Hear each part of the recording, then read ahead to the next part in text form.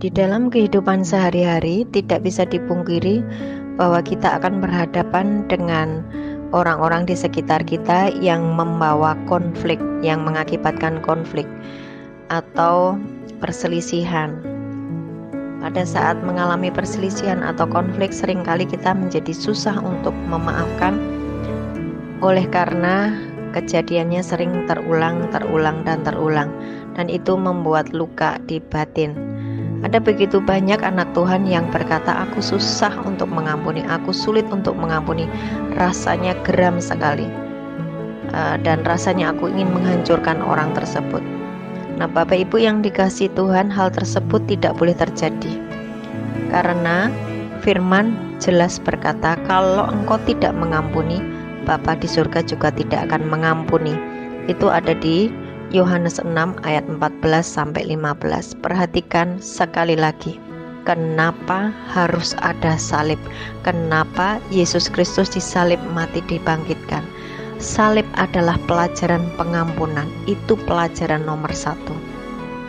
Jadi anak-anak Tuhan, nomor 1 wajib hukumnya adalah memaafkan, mengampuni sesamanya.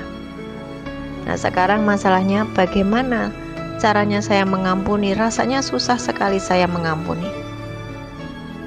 Perhatikan ayat Matius 6 ayat 15. Jika engkau tidak mengampuni, Bapa di surga juga tidak akan mengampunimu.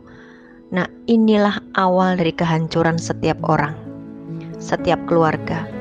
Mereka tidak mau mengampuni, mereka tidak mau saling memaafkan. Itulah awal mula kehancuran keluarga. Karena begitu tidak mengampuni, maka koneksi dengan Bapa di surga terputus sesuai dengan Matius 6 ayat 15. Nah, sekarang mari kita memutuskan, Tuhan Yesus, aku memutuskan hari ini mengampuni keluargaku dengan sungguh-sungguh, mengampuni semua orang yang pernah menyakitiku dengan sungguh-sungguh, dan aku memberkati mereka. Tuhan, aku mencabut setiap akar pahit di dalam diriku. Aku menolak iblis menduduki hidupku dengan membiarkan aku pahit. Tuhan, hari ini aku memutuskan mengampuni semua orang yang pernah menyakitiku. Ampuni aku Tuhan, dan Roh Kudus tetaplah tinggal di dalam aku. Roh Kudus tetaplah tinggal di dalamku. Karena Roh Kudus itu adalah satu-satunya koneksi kita dengan kerajaan surga.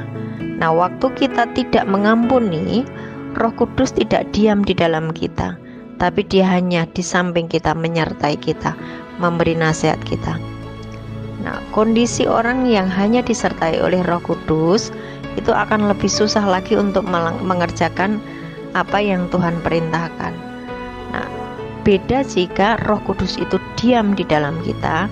Roh Kudus itu nanti yang akan memampukan kita mengerjakan seperti yang Tuhan mau sesuai dengan firman-Nya. Bagaimana supaya Roh Kudus tinggal di dalam saya? Adalah saya memutuskan mengampuni. Mari silahkan dipraktekkan dan rasakan kelegaan, sukacita, damai sejahtera, sebab terhubung kembali dengan Bapa di surga. Tuhan Yesus memberkati.